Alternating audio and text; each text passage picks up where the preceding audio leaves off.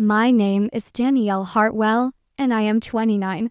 For the last 5 years, I lived in the smallest bedroom of my parents' house, a space that felt less like a home and more like a holding cell. I moved back after a crushing medical debt from a car accident that wasn't my fault wiped out my savings and my credit score. I wasn't a guest. I was the ghost in the machine. I did the grocery shopping with my meager disability checks. I scrubbed the floors until my knees bled. I folded my sister's laundry and ironed my father's shirts. I was the silent engine that kept the Hartwell household running while they treated me like a parasitic infection. My sister, Elena, was the golden child. She was 31, worked in marketing, and spent every penny she earned on designer bags and brunch while I stayed home and peeled potatoes. That the day I finally moved out was not a day of celebration. At least not for me. I had finally scraped together enough for a deposit on a tiny, dilapidated studio apartment on the far side of the city. I was hauling my last cardboard boxes toward my beat-up sedan when I saw Elena standing on the porch, her phone held up like a weapon. She didn't offer to help. She didn't even say goodbye. She just smirked, her thumb tapping rhythmically against the screen of her iPhone. I knew that look. It was the look of a predator who had just landed a killing blow. I drove away in silence, feeling a strange mix of liberation and a lingering, toxic dread. I stopped at a gas station 10 miles away to grab a coffee, and that is when my phone began to vibrate incessantly in the cup holder. I opened Facebook, and there it was, pinned to the top of my feed. Elena had posted a photo of the empty hallway where my boxes used to sit. The caption was written in bold, celebratory text. Finally, the freeloader is gone. May our house finally smell like success instead of desperation. I felt a cold chill wash over me as I watched the engagement numbers climb. Within minutes, there were dozens of likes. By the time I reached my new apartment, the count was at 1230 for people. It was a hauntingly specific number that burned itself into my retina. But the likes weren't the worst part. It was the comments. These were people I had spent every holiday with. People who saw me cleaning their grease traps and mowing their lawns while I was still recovering from a shattered pelvis. My mother, the woman who watched me struggle to walk for 6 months, was the first to chime in. She wrote, "No more cooking or laundry for a failure. Thank God. Now I can finally use that room for my sewing equipment." It felt like a physical slap. I had spent every Sunday for 3 years prepping her meals for the week so she wouldn't have to stress after work. Then came my father. He didn't write a word, but he liked a comment from my Uncle Marcus that said, "And implied people should learn to live on their own instead of sucking the blood out of their hard-working parents." My father, who knew exactly how much of my settlement money I had handed over to him to help with the mortgage when he was short, had signaled his agreement to the world that I was a vampire. I sat on the floor of my empty studio, the walls peeling and the air smelling of damp wood, and I read every single word. I didn't cry. I didn't type a frantic defense. I didn't call them to scream. I sat in the gathering dark of that room, and I felt something within me shift. It was as if the last thread of empathy I held for them had snapped, leaving behind a cold, hard vacuum. They wanted a failure. They wanted a freeloader. They had spent years projecting their own insecurities and greed onto me because I was an easy target. They had used my misfortune as a pedestal to make themselves feel taller. Elena, with her secret credit card debts that I had helped her hide from Dad, Mom, with her prescription pill habit that I had quietly managed by picking up her refills and making sure she didn't over-index. Dad, who was secretly terrified of the looming audits at his firm. I realized in that moment that I was the only person who actually knew where all the bodies were buried in that house. I had been the silent observer, the one who cleaned the messes, both literal and metaphorical. They thought I was gone, and with me, the evidence of their own dysfunction. They thought they had discarded a burden, but they had actually evicted their only protection. I looked at the 12:30 for likes again. I looked at the vitriol pouring out of people who had smelled at my face while stabbing my back. I made one decision. It wasn't a decision to get even. It was a decision to be the exact person they feared I was, but with a level of competence they couldn't imagine. I spent the next 48 hours in a focused, almost meditative state. I didn't unpack my clothes. I unpacked my laptop. Before the accident, I was a data analyst for a high-level forensic accounting firm. My brain worked in patterns and sequences. The injury had slowed me down, but the time spent in that house, hovering in the background, had given me a different kind of data. I began to compile a digital ledger. I had access to the family's shared cloud drive and oversight Elena had made because she was too lazy to change the passwords I had set up for her 3 years ago. I spent the first night downloading every tax return, every bank statement, and every hidden folder of correspondence that had been backed up from the home computer. What I found was even better than I expected. My father wasn't just worried about an audit. He was actively embezzling from his clients to keep up the appearance of the Hartwell lifestyle. Elena wasn't just in debt. She was using our mother's identity to open new lines of credit to fund her designer obsession. And my mother, she was funneling money into an offshore account, preparing to leave my father the moment his firm collapsed. They were a family of vultures, each picking at the other's bones while claiming I was the one who was starving them.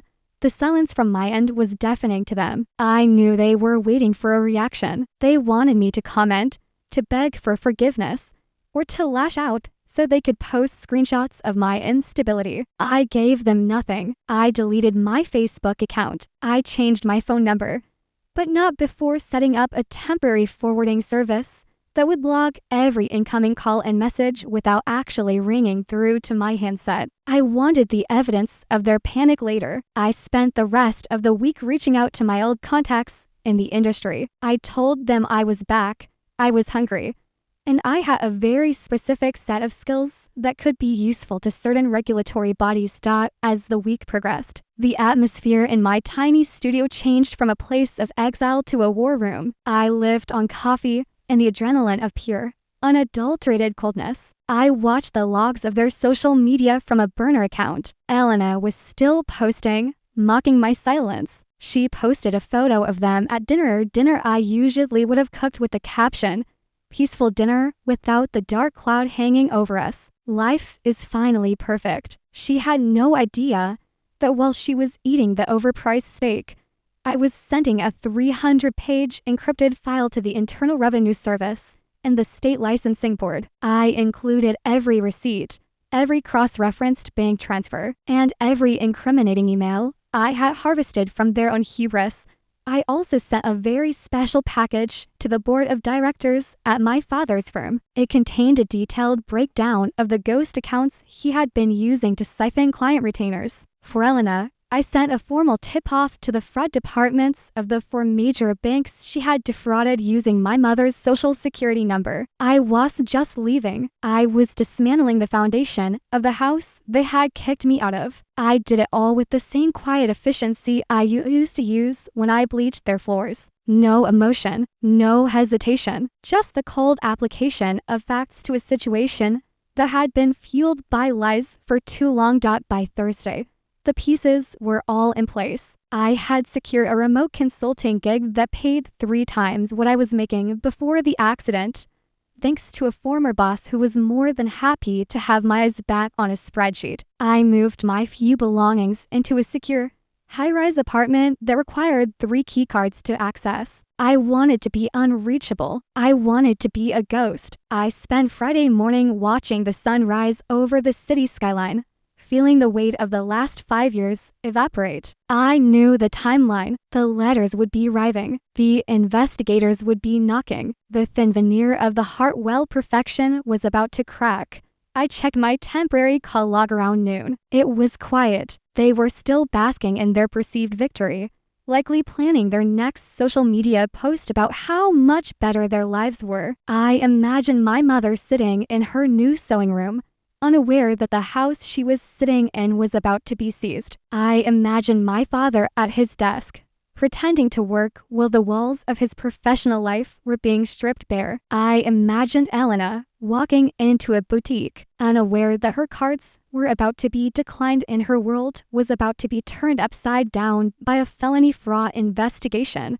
Then, at 2 p.m., the first ping came through. A text from Elena. Mom needs to know where the password for the tax portal is. Dad can't find it. Answer your phone. I smiled. It had begun. 10 minutes later, a call from my mother, then 2 from my father. Then the flurry started. The messages shifted from demands to pleas, and then to accusations. They had realized something was wrong, but they didn't yet realize that I was the source of the catastrophe. They just knew that the person who usually fixed everything was gone.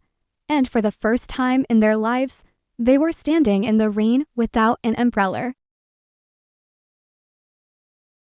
I watched the log grow. 24 missed calls, 33 messages, the digital screams of a family realizing that the freeloader was actually the only thing holding their precarious lives together. They had called me a failure, a parasite, and a burden. They had broadcast their hatred to 12:30 for people who cheered as they threw me to the curb. Now, they were drowning in the consequences of their own choices, and they were reaching out to the very person they had discarded. But I was already gone. I was no longer Danielle Hartwell, the girl who folded laundry and took the blame. I was the person who had turned the lights out on their way out the door. It was too late for apologies. It was too late for explanations. It was simply time for the bill to be paid. The silence of my new apartment was a luxury I had never known. In the old house, the air was always thick with the sound of my mother's sharp voice demanding a cup of tea or my father's heavy footsteps as he paced the floor, grumbling about his ungrateful life. Now, there was only the low hum of the city 30 floors below and the rhythmic tapping of my own fingers against my desk. I sat in a high-back leather chair, staring at the secondary monitor, where the call logs continued to scroll. The 24 missed calls had now jumped to 40. The 33 messages had doubled. They were no longer just coming from Eleanor. Mom and Dad, my Aunt Sarah had joined in, her messages shifting from condescending advice to frantic questions about why the family group chat was in a state of meltdown. I ignored them all. I was busy watching the digital fallout of my departure through the burner account I had created. I kept an eye on Elena's Facebook profile. The post about the freeloader was still there, but the tone of the comments section had begun to shift. One of Elena's coworkers had commented asking why she had seen 2 men in suits entering their father's office building that morning. Another person, a neighbor from down the street, asked if everything was okay, because there were 2 black SUVs parked outside the Hartwell driveway. I watched in real time as the 12:30 for people who liked my humiliation began to witness the beginning of the end. The first real explosion came via a voicemail from my father. I played it through my computer speakers. His voice, usually so controlled and authoritative, was trembling with a mixture of rage and sheer, unadulterated terror. Danielle, pick up the phone right now. Some people from the state board are here. They are asking about accounts I know nothing about. They mentioned your name. They said an anonymous whistleblower provided a ledger. I know you have that ledger. Danielle, you were the one organizing my files last year. This isn't funny. You are going to ruin this family. Call me back before I call the police on you for theft of company property. I deleted the message. He couldn't call the police. To do so would mean inviting even more scrutiny into the books I had already meticulously picked apart for the investigators. He was a cornered animal, snapping at the air. Next came my mother. Her messages were a masterclass in manipulation. Danielle, honey, I know you heard about what Elena posted. She was just being a brat. You know how she is. But your father is having a heart attack here. We need the password to the encrypted drive where he keeps the backup client files. He says you changed it. Please, for the sake of your mother, just give us the password. We can talk about you moving back into the big room. "We miss you." I felt a cold breath bubble up in my chest. They didn't miss me. They missed their shield. They missed the person who kept the secrets locked away in a digital vault they were too tech illiterate to manage. I hadn't just changed the password. I had initiated a remote wipe of the local drive after the cloud backup was secured in my private server. Everything they needed to defend themselves was gone, replaced by the very evidence that would convict them. By Friday evening, the reality of the fraud investigation hit Elena. I received a text from her that was a complete departure from her smug Facebook post. "Danielle, please. The bank just froze my accounts. They said there's an investigation into identity theft. They mentioned Mom's name. Did you do something? Why are you doing this to me? I have a payment due on the BMW tomorrow. If you don't help me, I'm going to lose everything." I stared at the screen, thinking about the thousands of dollars she had spent on that car while I was sleeping on a twin mattress with a spring poking into my ribs, wondering if I would ever walk without a limp again. She didn't care about our mother. She didn't care about the family. She cared about the leather seats and the status symbol park in the driveway. I decided to give them one single response. I didn't want them to think I was hiding. I wanted them to know I was watching. I sent a group text to all three of them. It was short and lacked any of the warmth they were suddenly pretending to have. "I am not a freeloader anymore. I am the auditor. You wanted me out of the house because I was a failure. Now that I am gone, you are realizing that I was the only thing keeping the roof over your heads. Do not contact me again. Every message you sent is being logged and forwarded to the authorities as part of my cooperation agreement. Enjoy the silence." The reaction was instantaneous. My phone lit up like a Christmas tree. The pleas turned into vitriolic insults within seconds. My father called me a traitor. My mother called me an ungrateful snake. Eleanor sent a string of curses that would have made a sailor blush. I blocked their numbers permanently this time. The bridge wasn't just burned. I had salted the earth where it once stood. I spent the weekend finalizing my new life. I had been living like a pauper for years,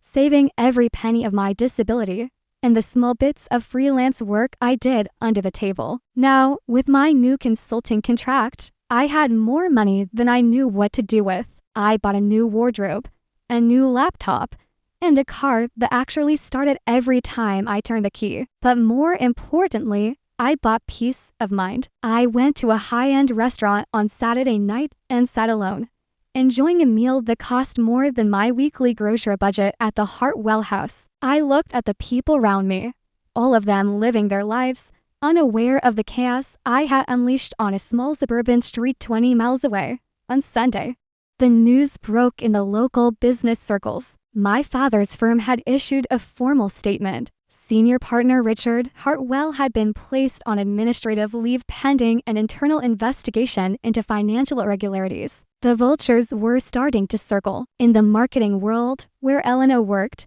rumors were flying about a certain social media manager being escorted out of the building after her corporate card was flagged for personal use. The house of cards was falling, and I had a front row seat. I spent the afternoon back on Facebook, using my burner account to check the original post. The 12:30 for likes were still there, but the comments were a graveyard. Elena had tried to delete the post, but it was too late. Screenshots had been taken. People were tagging her in news articles about the firm. One person wrote, "Is this why the freeloader is gone? Because she didn't want to be there when the feds showed up." Another replied, "Looks like the real failures were the ones staying in the house." The irony was delicious. The very platform they used to humiliate me was now the stage for their public execution. I felt a strange sense of emptiness, though. It wasn't regret. It was the realization of how much time I had wasted trying to love people who saw me as a utility. I had spent my 20s being the glue for a family that was made of broken glass. I had sacrificed my health, my career, and my dignity to keep them afloat. And the moment I was no longer useful, they stepped on my head to stay above water. This wasn't just revenge. It was an exorcism. I was casting out the demons of my past by letting them burn in the fire they had started. Monday morning brought a new kind of message. It was an email from my mother's lawyer. It was a formal request for a meeting. Apparently, my mother was trying to claim that I had coerced her into the financial schemes, or that I had been the one managing the accounts without her knowledge. They were trying to pin the identity theft on me. They were trying to make me the fall guy one last time. I forwarded the email to my own attorney, a woman I hired specifically because she specialized in high-stakes white-collar defense. Send them the logs, I told her over the phone. Send them the IP addresses of the logins for the bank accounts. Every single one of them originates from my mother's laptop or Elena's phone. Send them the audio recordings of my mother asking me to hide the credit card statements from my father. Let them know that if they try to implicate me, I have 3 years of household recordings from the security system they forgot I installed. The recordings were my trump card. When I first moved back in, my father had asked me to set up a smart home system. I had placed cameras in the common areas for security, but I had also kept the local storage keys. They had forgotten the cameras were there, or perhaps they just assumed I was too stupid to use them against them. I had hours of footage of my father discussing his offshore transfers, footage of Ellen laughing about how she was going to use mom's credit score to buy a new wardrobe, footage of my mother complaining that I was too slow with the laundry while she hid a bottle of pills in the flour jar by Monday afternoon. The lawyer's tone changed. The request for a meeting was rescinded. They realized I wasn't bluffing. I had the receipts, the footage, and the cold, hard logic of a woman who had nothing left to lose. I sat on my balcony, watching the sunset, and realized that for the first time in my life, I was truly safe. The people who were supposed to protect me were the ones I needed protection from, and I had finally neutralized the threat.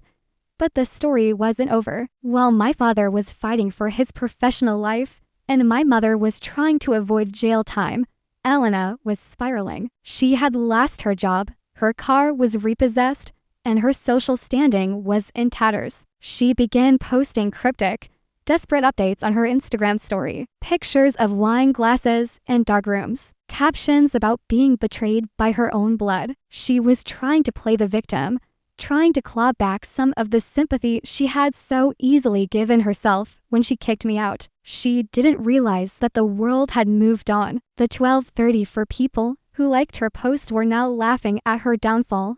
I received one final communication that night. It was an email from a private address I didn't recognize. It was my father. He didn't use his name. The subject line just said, "Why?" I replied with one sentence.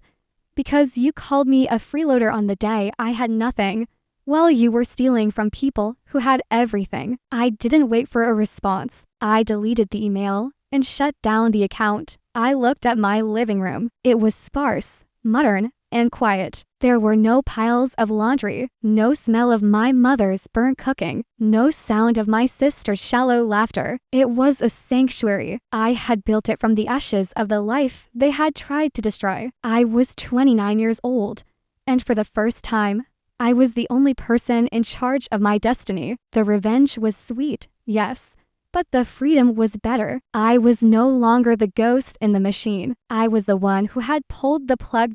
As I prepared for bed, I saw one last notification on my burner phone. It was a news alert. A local firm had been raided. 3 arrests were expected by morning. I put the phone on the nightstand, closed my eyes, and slept the deep, peaceful sleep of the completely justified. They had wanted the freeloader gone. They got their wish. But they never stopped to ask what would happen to the house once the foundation was removed. Now they knew the arrests happened at dawn. I didn't have to be there to see it. The local news cycle and the frantic updates on community forums provided a play-by-play account that was more satisfying than any front row seat could have been. The footage was grainy, captured by a neighbor's doorbell camera, showing my father being led out in handcuffs, his expensive silk pajamas partially covered by a trench coat. My mother followed shortly after, her face shielded by her hands, looking small and fragile in stark contrast to the woman who had spent years belittling me for the crime of being injured. Elena was nowhere to be seen in the initial clips, but the news anchor confirmed that 3 members of the Hartwell residence were being brought in for questioning regarding a multi-layered financial fraud scheme. I spent that morning in my new office, the sun streaming through the floor-to-ceiling windows. I was working on a high-level audit for a firm in Singapore, my mind sharp and focused. Every few minutes, I would glance at the tablet propped up next to my monitor. The 12:30 for likes on Elena's original Facebook post had become a digital monument to their arrogance. People were now using that specific thread to post links to the news stories. The comments were a landslide of irony. One user wrote, "I guess the freeloader was the only honest one in the house." Another added, "Turns out the laundry wasn't the only thing being washed, and that house looks like some money laundering was going on too."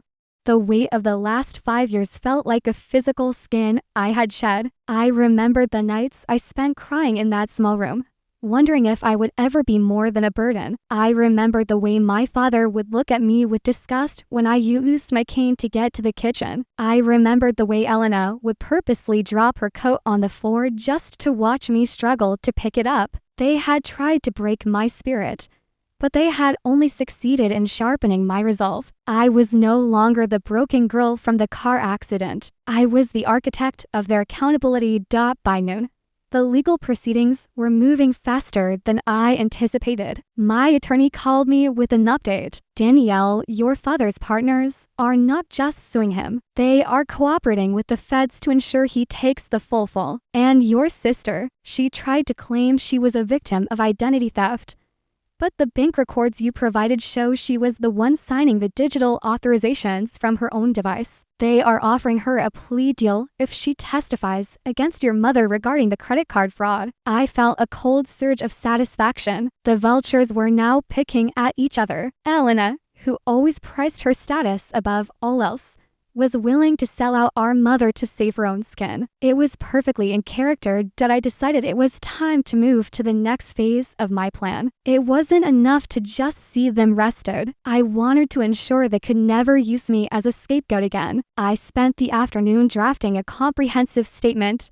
backed by the recordings and documents I had withheld from the initial leak. This was my insurance policy. I sent it to the lead investigator with a note.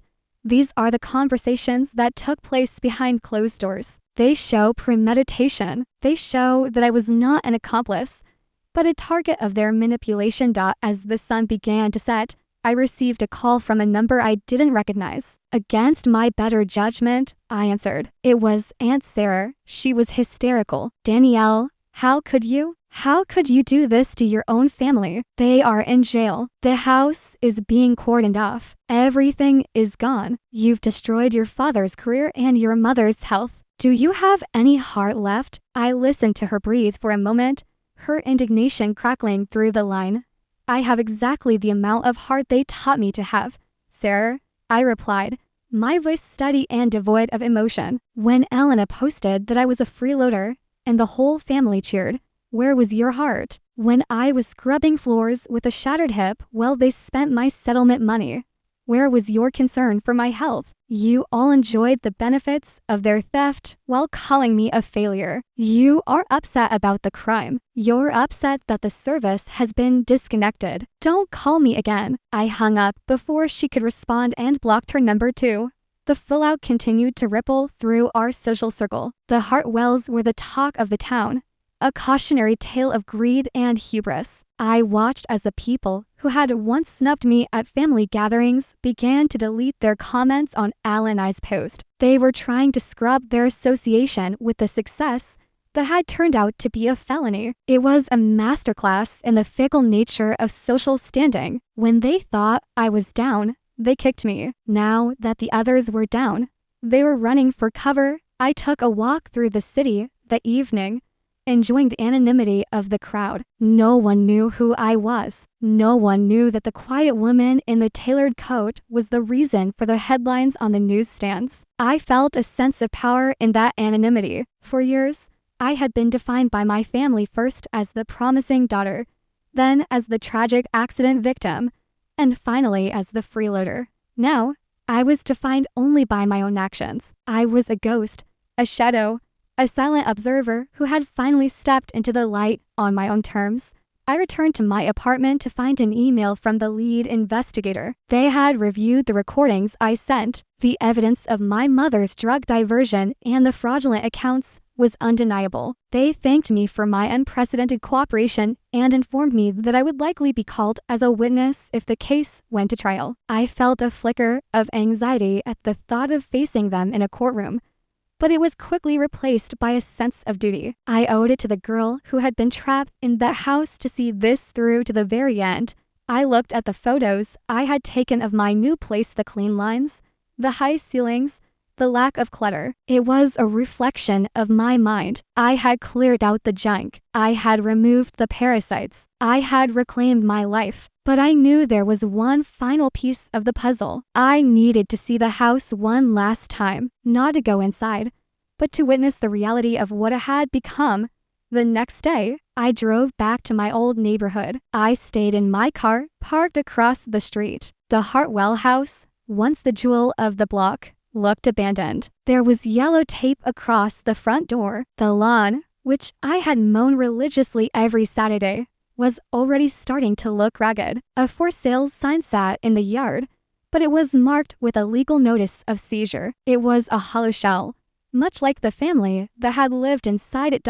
As I sat there, I saw a familiar figure walking toward the house. It was Elena. She looked disheveled, her expensive clothes wrinkled and her hair unkempt. She was carrying a small box, likely trying to retrieve some personal items before the bank fully took possession. She stopped at the edge of the driveway, staring at the legal notice. She looked older, smaller, and utterly defeated. I felt a moment of pity, but it was gone as quickly as it came. I remembered the smirk she had on the porch the day I left. I remembered the 12:30 for likes. She looked up and caught my eye. I didn't look away. I didn't roll down the window. I just sat there, the engine idling, watching her realize that I was there. She started to move toward the car, her face contorting into a mask of rage and desperation. She began to scream, her words muffled by the glass, but I could make out the gist of it. Traitor, bitch. You ruined us. I didn't react. I just shifted the car into gear and slowly drove away, leaving her standing in the middle of the street, screaming at a ghost. I realized then that the revenge wasn't just in the arrests or the loss of their money. The true revenge was the fact that I was moving forward while they were trapped in the wreckage of the past they had built. They were obsessed with the freeloader, and in their obsession, they had lost everything that actually mattered. I was 29, and my life was just beginning. Theirs was over, caught in a loop of blame and bitterness that would last for the rest of their lives. I spent the rest of the day finalizing my relocation plans. I decided to move out of the state entirely. I wanted a fresh start in a place where the name Hartwell didn't mean anything. I had the resources now, and I had the freedom. I packed my belongings, only the things that were truly mine, and felt a lightness in my chest that I hadn't felt since before the accident. The debt was paid. The record was set straight. The freeloader had checked out, and she was never coming back. The final report from my attorney arrived that evening. My father was looking at 10 to 15 years. My mother was facing 5. Eleanor, thanks to her cooperation, was looking at a suspended sentence and a lifetime of debt and a criminal record that would ensure she never worked in marketing again. It was a fair trade. They had stolen my time, my health, and my peace. Now, the state was taking theirs. I sat on my balcony one last time, looking out over the city. I felt a sense of closure that was almost spiritual. I had survived the crash. I had survived the house, and I had survived the betrayal. I was Danielle Hartwell, and I was finally free. The 12:30 for people on Facebook could keep their likes. I had the only thing that mattered, my dignity and a future that belonged entirely to me. The move to Chicago was the final act of my transformation. I chose a city where the wind could blow away the lingering scent of suburban rot and where I could disappear into the beautiful, structured anonymity of a new career. I had accepted a senior position at a top-tier forensic firm, one that specialized in high-level corporate whistleblowing. It was poetic, really. I was now being paid a significant salary to do exactly what I had done to my family for free. My office was on the 42nd floor, a glass-walled sanctuary where I spent my days tracing the invisible threads of greed and vanity that led people to ruin. I was good at it because I had lived it. I knew the psychology of a person who thought they were too smart to be caught. Back in my hometown, the trial of Richard and Martha Hartwell had become a local obsession. Because I was the primary witness who provided the digital trail, I didn't even have to appear in person for the preliminary hearings. My depositions were filmed in a sterile conference room in Chicago, my voice calm and clinical as I explained how my father moved money through shell companies and how my mother knowingly signed off on fraudulent credit applications. Watching the video playback during a legal review, I barely recognized myself. Gone was the girl with the limp and the lowered eyes. In her place was a woman who spoke in the language of facts and figures. A woman who looked like she had never spent a single day scrubbing a floor that wasn't her own. The final sentencing came down on a Tuesday in November. My father received 12 years in a federal facility. My mother, due to her health and the drug diversion charges being wrapped into a plea, was given for years in a state prison. Elena, true to her nature, had managed to stay out of a cell by turning over every piece of evidence she had on our parents. But the cost was her soul. She was ordered to pay restitution that would garnish her wages for the next 30 years. She was working two jobs, one at a grocery store and one as a night shift cleaner at a gym to keep up with the payments. The irony of the golden girl cleaning up after others while I sat in my high-rise was a cycle of justice so perfect I couldn't have scripted it better myself.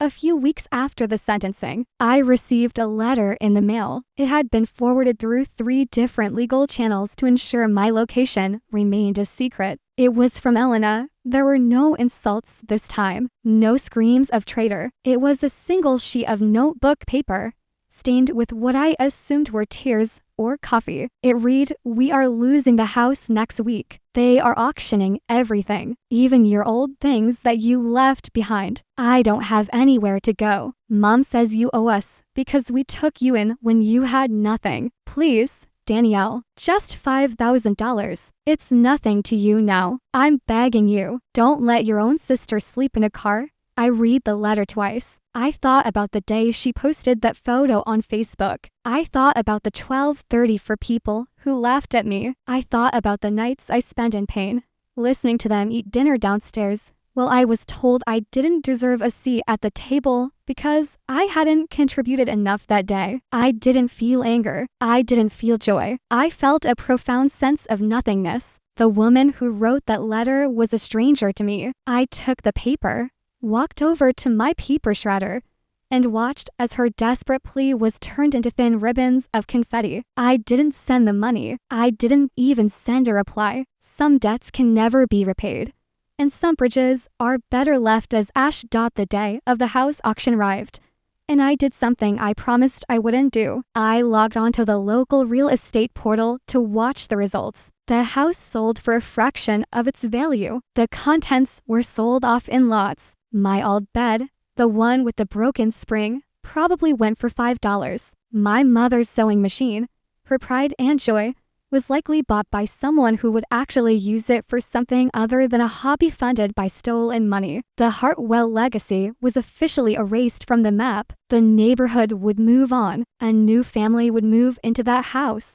Hopefully one that filled those walls with actual love instead of the toxic performance of it. I closed my laptop and looked out at the Chicago skyline. The first snow of the season was beginning to fall, dusting the tops of the buildings in white. It felt like a benediction. I was 30 years old now. I had a career, a home, and a future that was entirely of my own making. I had taken the worst thing they could throw at me, the public humiliation of being labeled a failure, and I had used it as the foundation for my success. They thought they were discarding a burden, but they were actually releasing a force of nature. My phone buzzed on the desk. It was a notification from a social media archival site I had set up to monitor the original post. It informed me that the Facebook link was finally dead. Elena had deactivated her account, or perhaps the platform had finally removed it due to the high volume of reported harassment on the thread. Either way,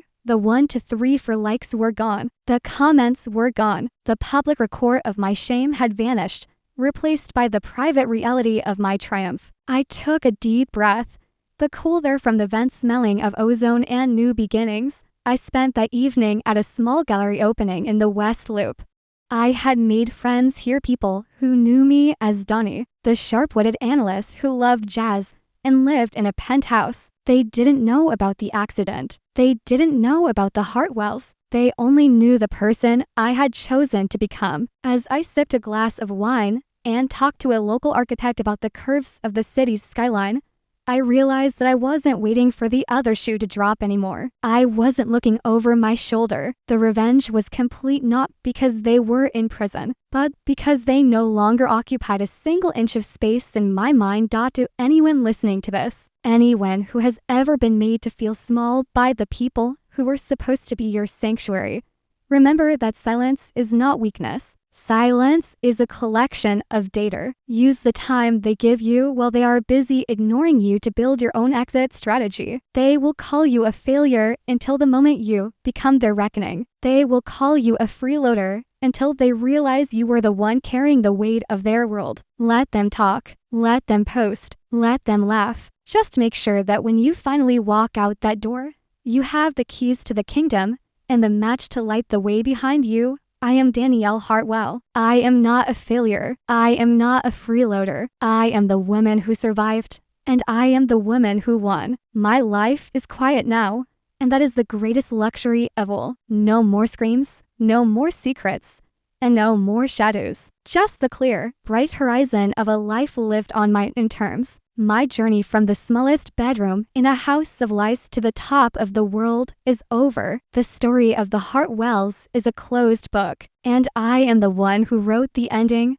If you found peace in this journey of justice and want to see more stories of people standing up for themselves against all odds, please subscribe to my channel, My Calm Revenge. Your support helps us tell the stories that need to be heard, proving that no matter how dark the night, the truth always finds a way to the light. Thank you for listening.